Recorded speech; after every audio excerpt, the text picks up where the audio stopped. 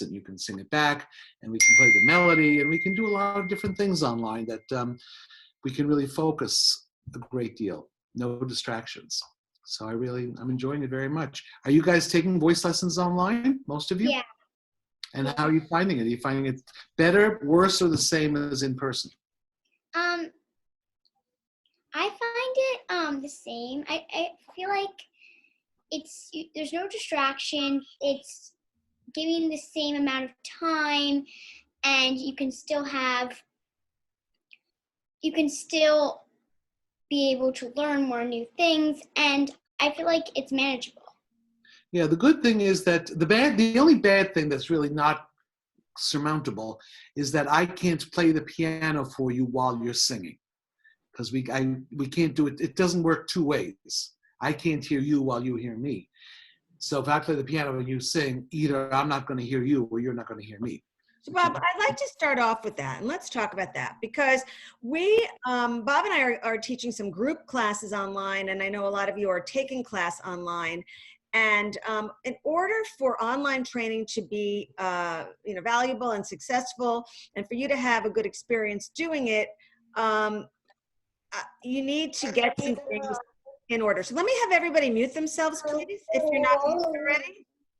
Thank you. And let's talk about the right equipment that you need and the right attitude that you need at home in order to make online musical training work for you. Number one is obviously you've got to have a computer, an iPad, or a phone to be able to show up. And you really need two devices, right, Bob? Definitely. When you're doing musical theater. You have to have a device that you're doing I like to use FaceTime. That's my kind of favorite thing. Zoom gets kind of confusing to me, but I use it if I have to. But FaceTime, Skype, Zoom, we need a device to see you with and have the visual. And then we need a phone or something so that you can play back a track and sing along with it, since I can't simultaneously play piano for you. So if you have one Apple device, let's say, we could use that for FaceTime. And then you could use a laptop or something else, or a phone for your tracks. And it's a good idea if I can send you tracks by maybe text message or email, and that way you can play it right back. And that'll help you a lot. Do you all have two devices that you use when you take voice lessons? You do? Good. It's not the same, but it does help if you have a clear internet connection, if your computer is as close to the router as possible. It helps if you're well lit. Like, I used to do this from the kitchen, but there was no real lighting. But now I'm in front of a window so people can see me. Now, Braden Brickner, is that you? Braden?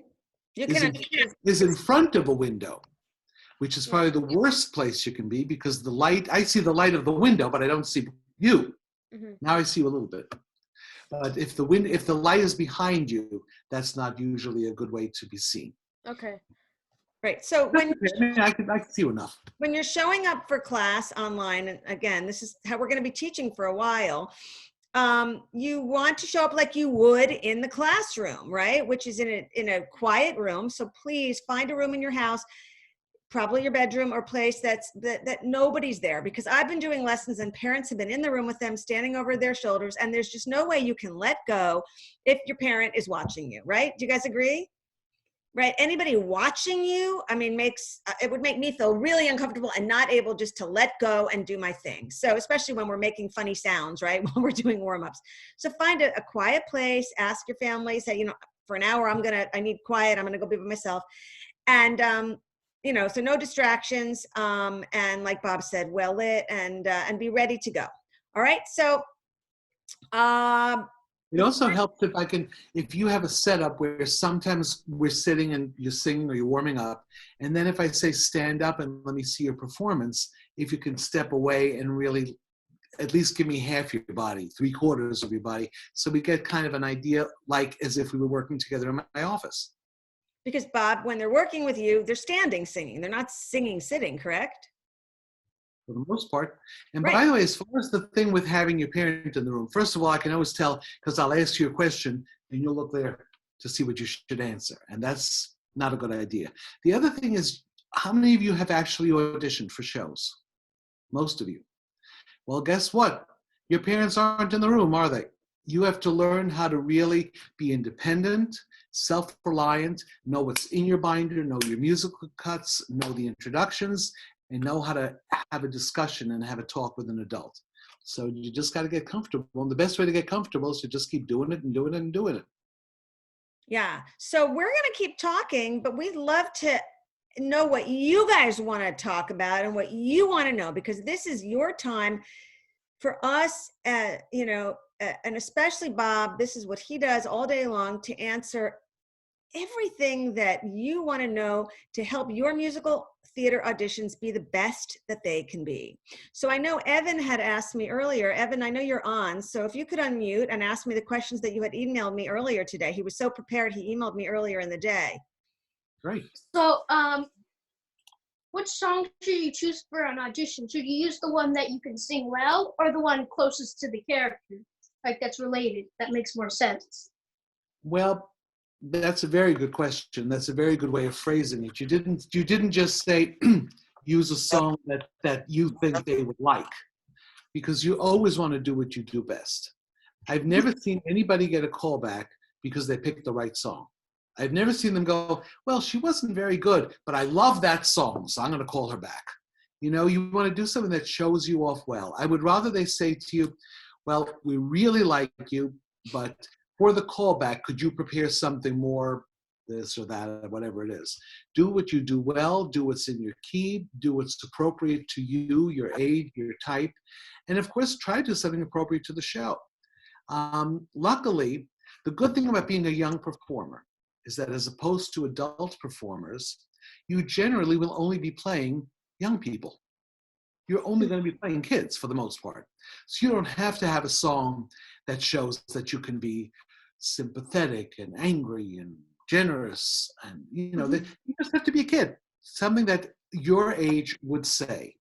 And as you guys get older, as you're 11, 12, 13, 14, then you can start going into songs about young love and discovering things and learning for the first time what things feel like. But you don't want to do a song about having all the experience in the world and your grandchildren love you. You know, you want something very, very age appropriate. Thank you. And Evan, I know, did you have one other Sure. question, Evan? I did have one other question. How do you prepare for an audition? Well, first of all, you have to know as much as you can. Read what your agent or what the audition posting says very carefully. Read where the theater is, what show they're doing, what the time commitment is, and first of all, see if it's something you actually could do. Maybe you don't have a parent willing to do a national tour over Christmas vacation. You know, you don't know what's out there. Second of all, then do your research about the show. You can look at YouTube videos. You can listen to iTunes tracks if it's a recorded show. Find out, and then look at the breakdown. A breakdown is the list of the characters, and they describe the characters. So you look at it, and if they say, you know, we want this type, and that's not you, then that's probably not what you're going to be considered for. Now, a lot of times when you're young, you're going to be considered for shows that have groups of kids, like Sound of Music has a kid of almost every size and age. Oliver has all these orphans everywhere. Speaking of orphans, of course, you got Annie, right? So there's specific things. Now, let's say you're auditioning for Secret Garden.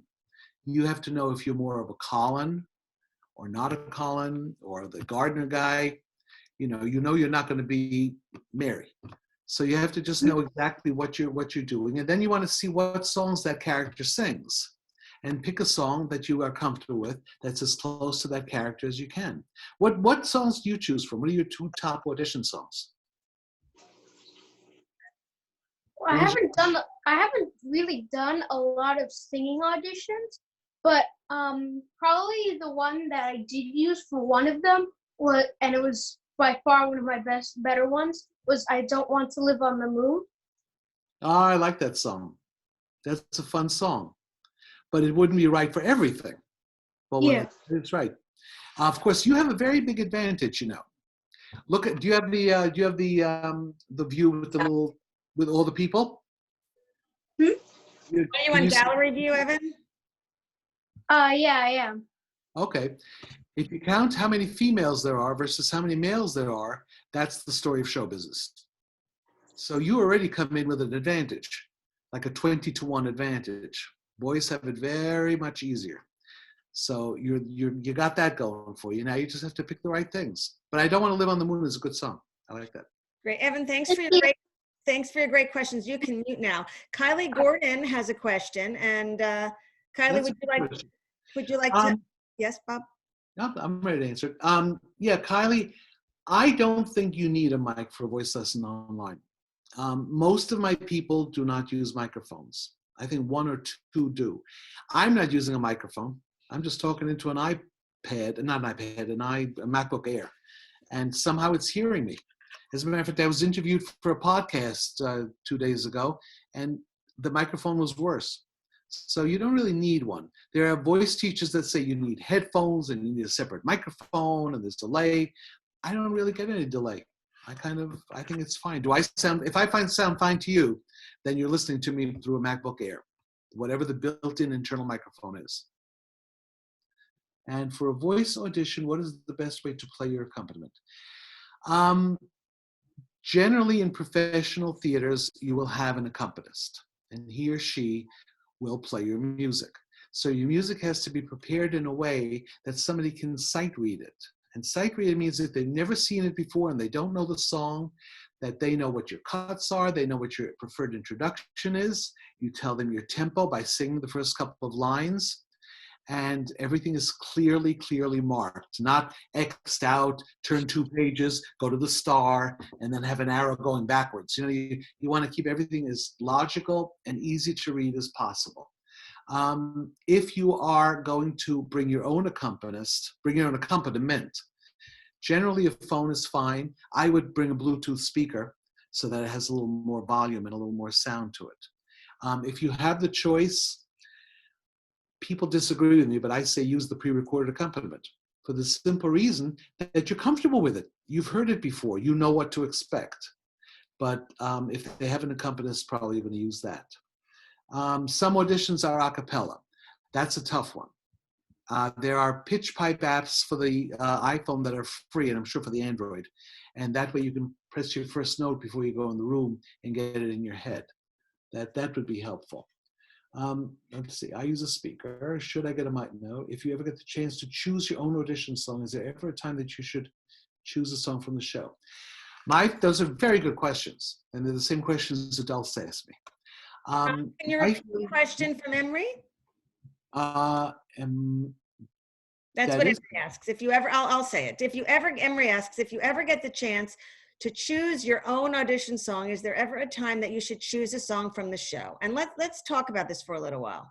Well, my feeling is you choose a song from the show if they ask you to. It's a good idea to be familiar with the songs from the show, but I would do a song as close to the style of the show as possible. You can go in there and let's say you're auditioning for the Sound of Music. And you can say, would you like me to sing something from the show or something else? And give them the option. That does two things. First of all, it gives them the option. Second of all, it lets them know that you did your homework and that you're prepared to sing from the show. So maybe you would sing them The Girl I Mean to Be, and then they say, okay, do you know a little of my favorite things? And you go, yes. And they know you know it. So it's not a bad idea, but I wouldn't do it unless requested. And pay careful attention to instructions, because if you can't take directions, you're already have one strike against you when you walk in the door. So it's very important that you read what casting is asking for. And a lot of times they're going to ask you to prepare a song in the style of the show. So Bob, if someone was auditioning for Sound of Music, what song might they sing? If they're not going to sing from the show, what would a song in that style be? I would start by looking who wrote it. So we know that Rodgers and Hammerstein wrote The Sound of Music. So I would start by looking at their musicals. Maybe you want to sing something from The King and I. Maybe you want to sing one of the songs from Oklahoma. Any show song that's age appropriate. Now, age appropriate, somebody asked, how do you know what songs are good for your age bracket? Well, look at the words, first of all. Are the words something that somebody of your age would say or think? What are they asking about? Also, if you can, if it's from a show, look at the age of the person that sang the song in the show.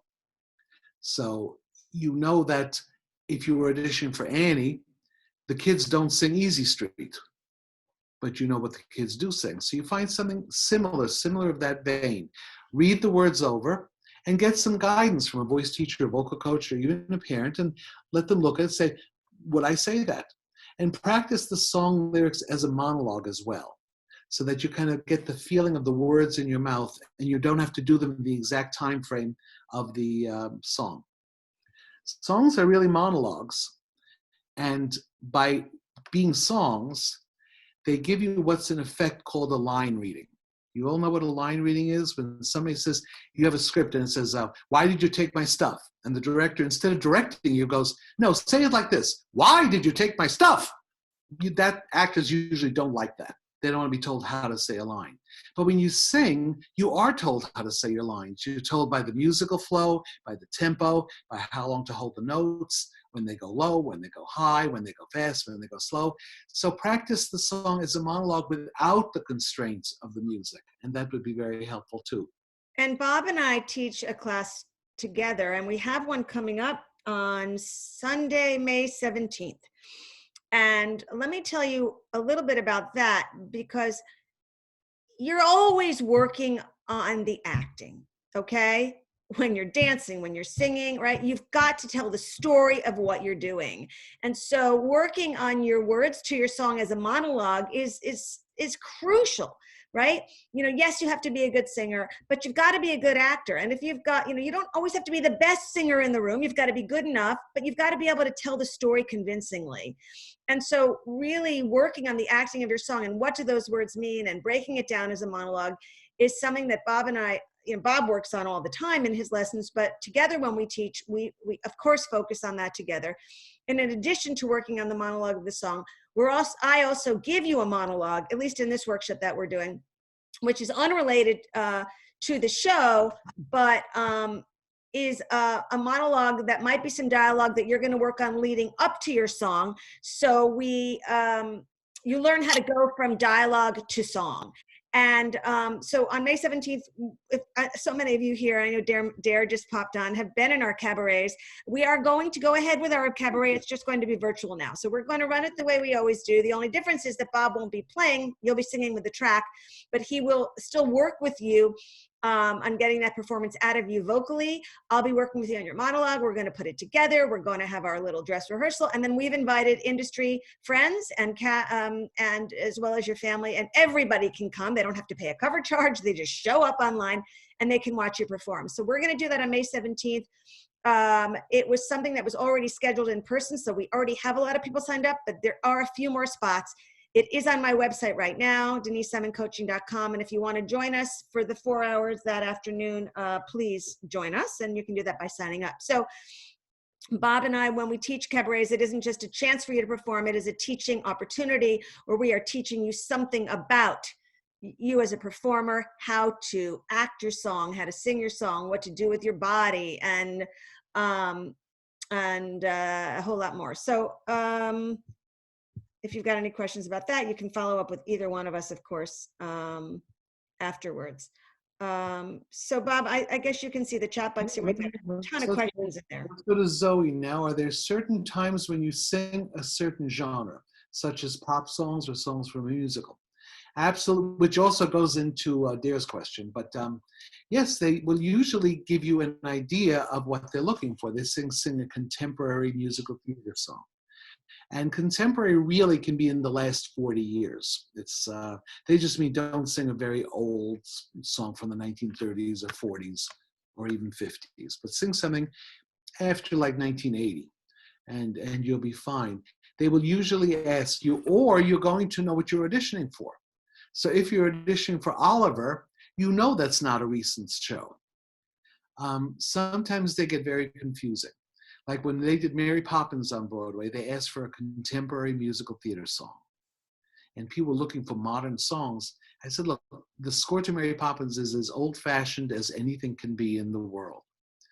And the casting director agreed that it was probably wrong to ask for a contemporary musical theater song. But you know what they did? They kept asking for a contemporary musical theater song because they get very lazy. And by the time, you know who writes those things?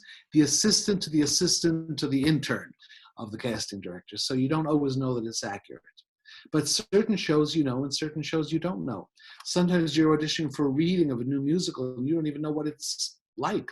You might check out the breakdown and see who wrote the music, and then go online and see if you can hear any of the music that that person wrote, so you get an idea of that. And again, having a professional in your corner, somebody that does this all the time, helps. Because sometimes, you know, I might know something that you weren't born yet, so I know that. Bob has wonderful music. For those of you who have never worked with him, he has songs that he knows every single song, and songs that you might never think of. Just as I have a huge library of monologues that you know, I'm not big on just pulling a monologue off the internet. So I've spent, you know, my 30 plus years looking for good material, as Bob and I have been doing this a very long time. So we've got material from the old days, we've got material from the new days, we've got stuff that you've never heard of, stuff from shows that never made it, but shows that work, and shows that are age, music and material that is age appropriate. Let's spend a little time talking about what kind of songs should be in your book, Bob. Gabriel asks that question. I think it's a great question. Well, I think you should have an assortment of songs. Sometimes you gravitate towards certain songs and a certain genre of song, and you kind of limit yourself. So you want songs in various tempos, slow songs, fast songs. You want probably some songs that show off different parts of your voice, more head voice songs, more belt songs. You want maybe a little funny song, a cute song. You want more modern songs, and you want a non-Broadway song or two, you know, something maybe a Katy Perry or, you know, any of the singers, and or Lady Gaga. And you want some legit songs, something that shows a little more classically side of you. But it's an interesting question that Hazel asked, because people used to ask that all the time, now a little less. What are unused songs for 10-year-olds? Well, you have to understand, there was a school of thought where people would come to me all the time and say, I want a song that nobody else sings. And you know what? That never usually works out well. Because as I said, they don't call you back because you made an interesting song choice. And the problem with singing a song that's unused is, first of all, this might be a good reason it's unused. It might not work all that well. Second of all, there's a better chance that the accompanist will not have played it before and doesn't know it. So it might not be at their best. And it's to your advantage if the accompanist is to his or her best. Third thing is the audition people, the people auditioning you, might be spending their time going, what's that song from? Is it from a show? I think I heard it in a movie. And they forget who you are. They're so busy concentrating on the song that they don't know who you are. Aren't you better off singing Getting to Know You from The King and I, or Whistle a Happy Tune, or any of those songs, and they go, wow, that's the best I've ever heard that song sung. I would probably stay away from things like Tomorrow, like Castle on a Cloud. Now, for Annie, they always ask for Tomorrow, and for Les Mis, they always ask for Castle on a Cloud. But I'd probably avoid singing songs that everybody learned for their audition. Like everybody got the Sound of Music packet, and everybody got the Annie packet, and everybody got the Les Mis packet. So I would stay away from those kind of things. I would also, if you want a real unused song for a 10-year-old, I would look at old songs. I would look at, there was a time before the 60s when there was censorship, and they were not allowed to put a lot of adult things into songs. So songs like Let a Smile Be Your Umbrella. That's an unused song. It's the most adorable little thing. Can you sing a little bit of that? Let a smile be your umbrella on a rainy, rainy day. That's the kind of music that Annie was based on. You know, in Fully Dressed at the end, smile, smile, smile, smile, darn you, smile. Well, there's actually a song from the 1930s called Smile, Darn You, Smile. That's what Martin Charnin was referring to. Look it up. Go to YouTube. There's a lot of fun songs like that. This is a wonderful time for you guys to do some research online. Listen to Rodgers and Hammerstein, you know, Cole Porter, different composers, different genres, different styles. And if you're not sure, shoot Bob a message, you know, have a meeting with him and further explore it together. Cole Porter song called "Let's Be Buddies," and it's done by a little girl to an older woman, but it can be done as a solo. It's a solo song. Raise your hand. I'm just curious, Bob. Raise your hand if you've never heard of Cole Porter. Yeah, but he was a very famous composer lyricist. And I had a grown-up call me and say, listen, I need your help. My agent wants me to learn a cold water song. I said, might he mean Cole Porter? I said, who's that? So yeah, you want to get to know stuff, you know, like you may never have heard of a composer, Harold Arlen, but yet you probably heard of Somewhere Over the Rainbow. He wrote that. So look up lesser known composers. Don't just stick with the mainstream. Look at different things. Plus there are great collections, songs for children, songs for kids, songs for young performers, songs for preteens, songs for girls, songs for boys. You have so much there. We used to have to kill ourselves to find a photocopy of an unusual piece of music and then find a way to get it. It was just a big hassle to collect. Now it's just there for you. You go to musicnotes.com, you get it in any key you want. It's an astounding time. I mean, just doing this is amazing. Just being able to talk to you, see you, hear you in my house is astounding. So I'm still amazed at a lot of what we can do technically. Let's see what else is going on here. Evan June asks, what are your top 3 recommendations for standing out in audition and what are some common mistakes? Wonderful, wonderful question. Well, I would say, first of all, you don't have to be different to be good because being good is different enough. If you want to stand out, be your best self, smile, look like you want to be there. Be personable. Don't just mutter an answer if they ask you a question. Have some answers prepared. Practice having conversations with grown-ups. If they say, so, what is your favorite subject at school? Don't go, just be the kind of person they want to work with. Follow directions. If they tell you, wear a white shirt, wear a white shirt, do what they say. If they say do 16 bars, even though a bar is not a measure of time, stick as close to 16 bars as you can. Don't expect them to cut you off because cutting you off is not a good thing, ever. What's a common mistake somebody can make, Bob? Yes, what's a common mistake? Keep singing and thinking they're going to cut you off. And afterwards, all they think is, wow, he didn't follow directions.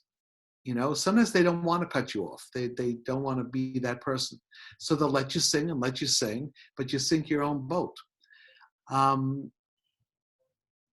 It's very hard. You have to be the person they're looking for. It's very, very hard. If you're trying to make friends in a new school, what are the best ways to stand out? Well, there's no way to stand out. You just have to have that chemistry and that somebody wants to be your friend. And many times you walk into an audition room and they will know right away you're wrong for the part, either for an obvious reason or not an obvious reason. They may have just a person in their head that looks different, a bigger person, a smaller person, a younger person, an older person. You don't know what it is. And I always use the example with kids. Can you imagine if you went to school, took a spelling test, spelled all the words right, and you got a 0? And you tell the teacher, why did I get a 0? I spelled all the words right. She goes, I don't like the color of your hair. Well, that's kind of what auditioning is. It's very hard to stand out. The best way is to just keep doing it, get better at it, be prepared for contingencies. Don't just have one song in your binder. Make sure you have a backup song. Because chances are they're going to ask they may say, do you have anything else? But be careful that you know every song in your binder. You want to have 3 binders. One, songs a collection of songs that you know perfectly. They're in your key. They're written out. They cut for 16, 32 bars. They have everything ready. Then a binder, songs I'm working on. Songs your teacher gave you, but you don't know yet. Songs you're just learning. Songs you haven't memorized. Then you want a binder called storage. Audition songs that they may have sent you a song to learn for an audition, but you're never going to sing it again, but you don't want to throw it in the garbage. So just have that in your storage binder and you'll let your kids sing it one day. Or maybe it's a part you've outgrown. You know, maybe you're too told to be an Annie, but you don't want to throw music away. So put it in your storage binder. And you can have more than one storage binder. The reason you want to know every song in your audition binder is because sometimes the accompanist will thumb through your binder. And you'll sing a song, and he's thumbing through your binder, and they go, "Oh, do you have anything else?" And he goes, "Oh, cheers, this is the moment." They go, "Oh, perfect." And then you don't want to be the one that goes, "I didn't learn that yet. My teacher just gave it to me," you know. So you want to know everything in that binder. Before you get to the next question, I just want to finish up with Evan June's question. I just want to add two things. So be yourself, guys. That right? When you're trying to come in the room, trying to be what you think they want, you're in trouble. You don't know what they want. They don't know what they want. Be yourself. Be your best self. And like Bob said, someone they want to work with. It's the same. Be yourself. Everybody else is taken. And, you know, I'm not going to say it's a mistake, but our world has now changed. So when you go back into the room again, this was something that casting directors always had adopted, where they don't shake your hand. And it's not, you know, they're not trying to be rude, but well before COVID, nobody wanted to get germs when they're working with kids all day. And so you don't shake someone's hand unless they extend their hand to you first. And now that's never going to happen, so you never have to worry about it. But that's something that you definitely don't want to do, and I would say would be a mistake in this day and age. So thanks for those great questions. Let's move on to Madison's question. I love Madison's question. In my run of School of Rock on Broadway, the reprises were generally shorter than the normal songs. For an audition, if they asked for a small clip of singing, should I sing the reprise? Reprise. If it's logical, if it makes sense. I mean, a song like "Was It Time to Play," opening back to that. I mean, that doesn't work well by itself, you know, and especially if it's cut down. But if you want to sing "If Only You Would Listen," you know, 60 and 32 hours of that, that's fine. There are not that many great audition songs in School of Rock, in my opinion. Denise, did you? Yeah, this is the big one. Yeah, not really. I mean, again, Time to Play worked well. There was one show where they were looking for a song in the style of, but I don't know. Madison, you can unmute for a minute. I mean, look, the music is great. You guys sounded amazing in the show, but would you think that any of those songs are great standout songs to sing for auditions? Not for auditions. I think for the show, it was perfect for it because the show had its own little like personality for a show, but not for normal auditions. I think it was more for itself, and it was kind of like a weird. It was the songs were like it was unique, so there's not many shows that it can really go into or relate to. So it wasn't really great audition songs, but songs were great in my opinion, but not for auditions. I think the same is true for Matilda. I mean, I think that is not a show that, you know, we hear sung a lot at auditions, you know, naughty and songs that are, you know, have to be done in a British accent. And let's just get that out of the way right now, guys, okay? When you're singing a song, and if you choose a song from Matilda or Oliver, you don't go into a general audition singing a song in a dialect. That's not who you are. Well, you mean in an accent? In an accent, yes. Yeah, with an accent. I wouldn't do that. The problem, Matilda, the problem is it sounds odd if you don't sing it with an accent.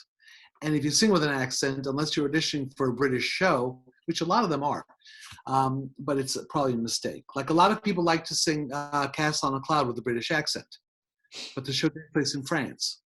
It's not a British show.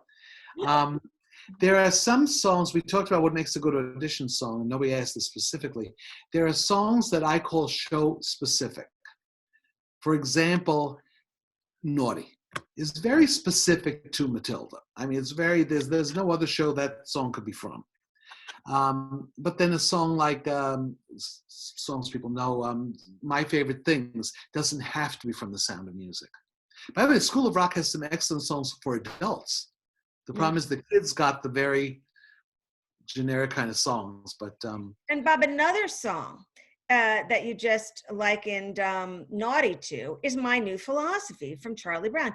To me, that is so character driven, so Sally Brown. And I know there are a few casting directors that don't like that song as an audition song because it's too specific. So it's hard for you to show who you are unless you are Sally Brown. Well, if you are a spunky kind of kid, and let's say you're auditioning for Ruthless, where the character sings Born to Entertain, and you did Why Are You Telling Me? I like it. And you don't imitate Kristen Chenoweth. I've seen people do well with it. It's the kind of song where afterwards they'll say, do you have something else? Something else. Right, because I can hear you sing. It's so specific. Let's talk, a few people are asking about slates, and I never really use the term slate with musical theater audition. We use the word slate when we're doing a TV film audition, but Olivia asks, do we need to slate at every audition? Should we slate before or after? A slate, I think what you mean is that an introduction? When you're walking in a room, in a live room, I was a judge many years ago, as Bob was, we used to judge, or maybe Bob still does, beauty competitions, beauty pageants. And I was judging the talent portion of one, and it was me and someone else, might have been Bob Luke at the time, and somebody walked in, it was just two of us, and I said, hi, how are you? She said, hello, ladies and gentlemen. And I said, there's no lady, hi, I will be singing, it was this whole rehearsed speech or slate that she had rehearsed, but we just want to see you be a human being. So usually you walk in a room and someone says, hi, how are you? What's your name? Or hi, Grace, nice to see you. What will you be singing today? Where you're just having a conversation. Right, and I recommend not slating. Again, the word slate really refers to, in the old days of screen tests, they would hold up a slate, with your name and your measurements or something. But this is nowadays, it's only for self-tapes. Now, maybe not to announce what you're singing. Unless you sing something really unfamiliar. If you sing something unfamiliar, you might want to say, I'm going to be singing a song from a reading I did last year, but I think it's very appropriate for the character. But I wouldn't tell them the title. I would just leave it kind of a mystery because I want to see you act it out so I know what the song is. Right, so you guys have some specific questions to slate. That really applies more to TV and film. And tomorrow at 4:00, you can go on my website, you can grab the link. I'll be doing a TV and film reel class on what makes a great demo reel. So we will be talking about slating in that, but there are really no slates with musical theater auditions. In this day and age, if you're doing your musical theater audition on tape, then you might want that question answered, am I supposed to slate? And if they're not, they have your name already. So, but it isn't a bad idea if you're doing a musical theater audition on tape, to say, hi, I'm, Susie Smith, and, I'll be singing this for you. But they know what, that you're going to be singing because they're going to hear it in 2 seconds. But do be careful and read the directions, because Correct. a lot of times for auditions, they will tell you what needs to be on the slate. They might need your height. They might need your age. They might ask where you live. So they were auditioning for I think it's Netflix that's producing a movie of 13. And they had a very specific slate, your name, your height, where you live, whatever. So, and Zoe asks a question, and maybe that's in response to 13, because we don't see it so often when you're auditioning on tape for musicals. Are you supposed to sing and do a scene or monologue? Should we do multiple tapes? And yes, if you're singing and you're doing a scene from the show, yes, always separate clips. You can, if they don't ask for uploading as individual clips, you can string them together with a transition. But pay attention to the directions. It will tell you exactly what to do. Noelle. I gotta admit, I don't know the score of Freckle-Faced Strawberry. I think I saw it once, but nothing. I didn't remember anything about it. A song called "I Hate My Freckles" sounds like it would be a good song if you have freckles. I mean, if it's a cute song with a nice melody and it's reasonable to play. Remember, when you get a vocal book or a script from your school or a local theater, usually the music is only the vocal part. It's not sheet music for a pianist. You'll notice it's just the treble clef with the melody line and the words. That's all there is. There's no chords, there's no right hand, there's no left hand, there's no introduction, nothing in the rests. So don't assume that that's sheet music. Make sure you have your music played by an accompanist first so you know what's in there. There are a lot of more questions here. Well, there are just a few more. We are going to have to end at 3:55 so I can be right on my next Zoom call at 4. But Noelle, I'd like you to unmute and ask a question. Noelle's older than some of the kids here. So even though she can play young, because looking at her, I'm thinking, Noelle, I didn't know you could play that young. I'd love you to ask your question. Sure. So my question is, first of all, should you have a Disney song or a few in your book if that's one of your major things auditioning for Disney Broadway shows? And also, for instance, like if I wanted to have a song from The Little Mermaid, would it be better to do one of the more popular songs like Part of Your World, or would it be better to do one of the lesser known ones like Beyond My Wildest Dreams? I'm a big fan of Beyond My Wildest Dreams. I like that. Part of Your World is one of those songs like Tomorrow or Castle that is just kind of, it's a standard. Okay. I expect if I get a new student and they've never taken lessons before and they have no songs, they got no binder, they generally will know Part of Your World. Okay. They don't know it, they can read it along and they've heard the melody before.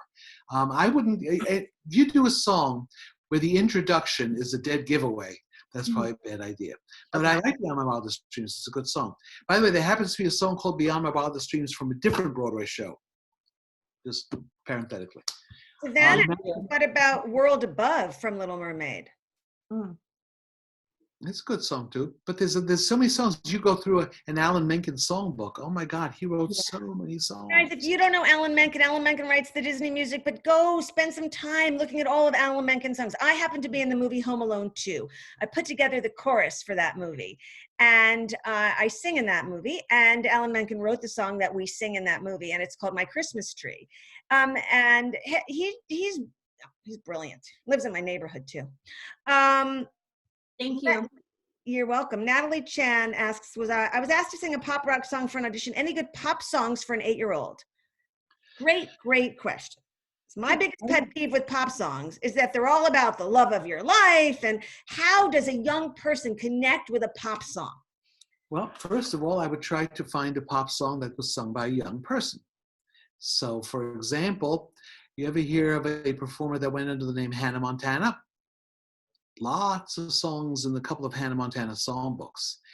There was a pop singer, pretty successful, named Debbie Gibson, who none of you would probably remember because it was before your time, but your moms will remember Debbie Gibson. And she was my student for years.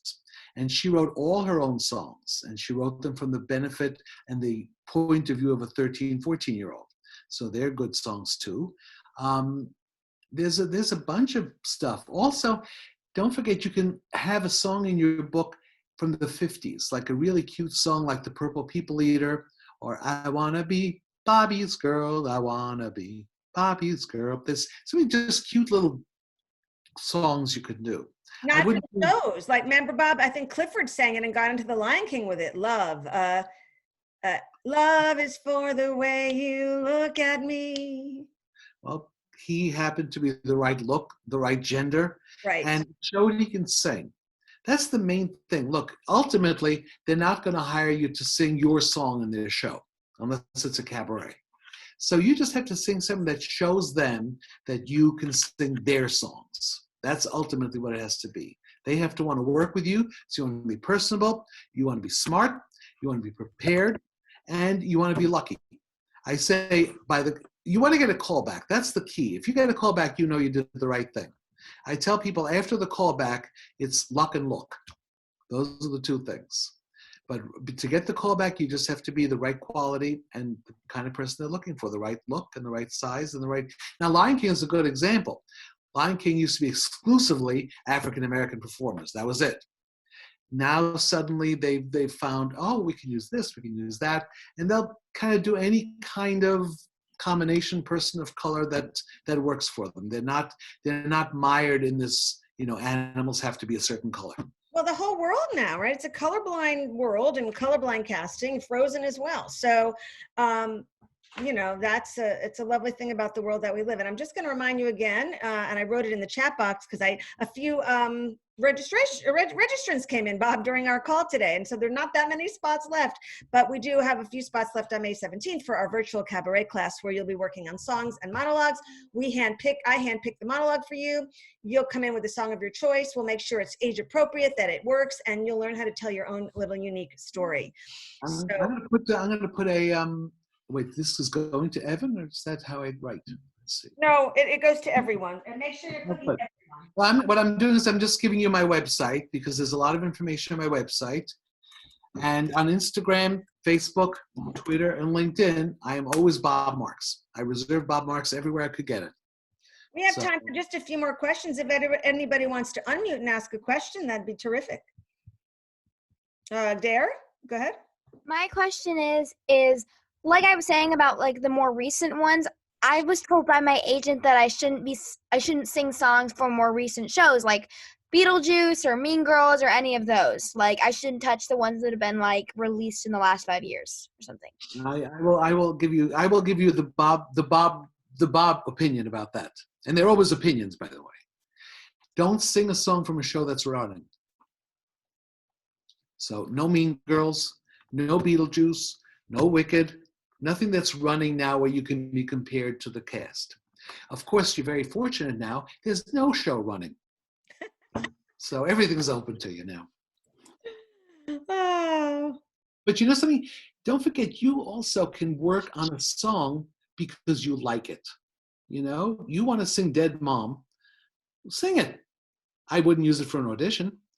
I mean, I have clothes that I wouldn't wear out of the house. You know, there are certain things that are just for voice lessons, for your own enjoyment, for cabarets, for family parties, for whatever. And you can sing them. I don't think you should only sing songs that are professionally viable for a Broadway show. Do something you like. Savannah has a great question. What are your thoughts on singing a musical theater song that features more opera? I don't know any operas that feature, you know, prepubescent young performers. I would sing something what show are you thinking of? Very hard to, you know, some voice teachers used to be opera singers, and everybody has to sing Cara Mia Ben, and everybody has to sing these higher songs, but there's not that much call for them. You know, sorry. I unmuted myself. What about the song like Vanilla Ice Cream? Something that can fit like my age range, since I play like a teenager at this point. Like I don't really play children. Something like that has like more opera and it has like an arietta at the end. It's an operatic kind of thing. The problem with Vanilla Ice Cream, I'll take it specifically, is first of all, the minute you start, it's kind of like Think of Me. All you really are going for is the end. Yeah. Secondly, it's not a song that can be easily cut down, because if you cut it down, you take the meat out of it. If you don't repeat it, and you don't crumple up the paper, and you don't start again, and you do it to your friend, it doesn't work well unless you do the whole thing. It might work well for a recital, for a performance, or for a cabaret. But why don't you look at She Loves Me and sing Will He Like Me? That's a great song for a teenager. It's sung by the same character. It can be operatic-y sounding. I mean, Barbara Cook was a kind of operatic singer. So, you know the song? Will he like me when we meet? Will the shy and quiet girl he's going to see be the girl that he imagined me to be? Will he like me? That's a great song. What about Glitter and Be Gay, Bob? Is that too... I wouldn't do that. No? I wouldn't do that. I was playing an audition, and the girl that was doing that role on Broadway, Maureen Brennan, came in and said, so would you like to hear a little of Glitter? And I said, sure. I didn't know Glitter. Can you imagine how badly I butchered that song? Because that is a very hard song to play. And Glitter and Be Gay, if you don't have the props, if you don't have the jewelry, and you don't have this, and if you try to cut it, and then don't forget you have that counterpoint. The piano's going, ba, ba, ba, ba, ba, ba, ba, and you're coming in after beat. You got to be well rehearsed. That's a great point, because I've always heard you don't do Sondheim songs because they're so hard for accompanists to play. So that was before Jason Robert Brown and Adam Gettle. You know, there's a lot of songs that are hard to play now. I would avoid a song like the Red Riding Hood song from Into the Woods, right, unless the pianist really knows it. I'd say, are you familiar with this? Because You can't sight read that. They can mess up your audition, right? So don't pick something so difficult, because most of the time the accompanist are good. Like Bob is a masterful piano player, but sometimes you're going to get in there and the accompanists aren't that good, and they could cost you the audition, actually. Right. And again, I go back so far that the original Red Riding Hood from the 1980s was my student.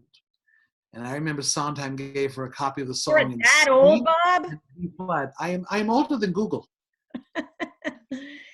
Camille, I don't know how to say your name. Camille. It's spelled Camille. Camille. With you're 13. It's hard to find songs that are just right for your age, not too old, not too young, but also good for range and voice. Do you have any recommendations? Well, look at a song like "Times Are Hard for Dreamers."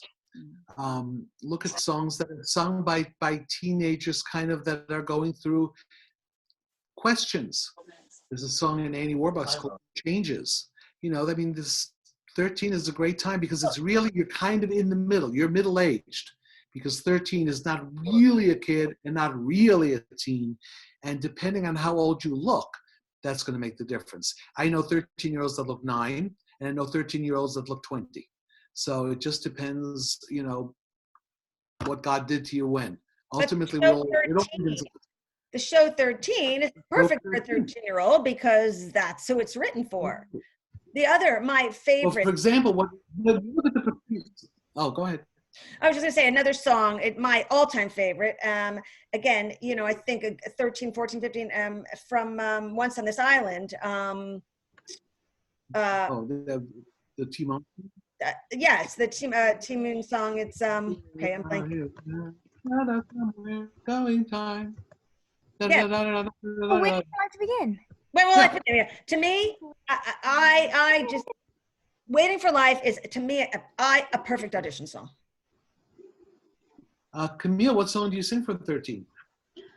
I sing What It Means to Be a Friend. Great song.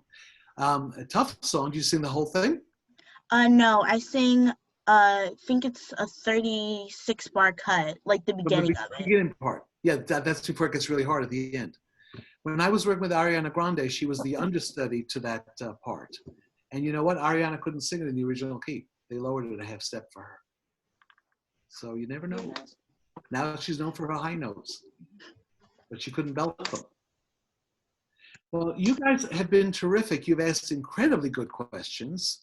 You've been polite and you've been smart. And I really appreciate all of you showing up. Anytime I can help you. Thank you. Well, thank you. It was a real pleasure. Let's follow each other on social media so you'll know what I'm doing and I'll know what you're doing. And, right. And Bob and I, you know, during this odd time, this unique time, this uncertain time, are committed to bringing you programs online, right? Because if you can't be in the room with us, we can't stop. As artists, we will get rusty if we stop. If we don't use our voice, it will get rusty, right? If we don't pick up that instrument, we'll get rusty. So we have to continue, and we're getting better at it. We're all learning how to be pretty techie.